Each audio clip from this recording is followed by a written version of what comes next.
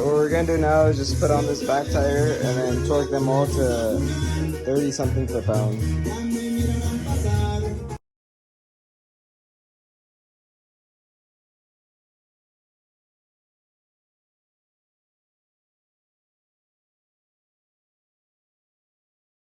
So change a little bit on the loose end.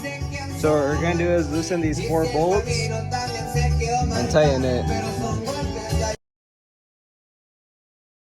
Alright, so I didn't show you guys measuring it, but it was just a little bit over the inch plus what it was down. So we loosened those bolts. They have this that's gonna hold it. And now we're just gonna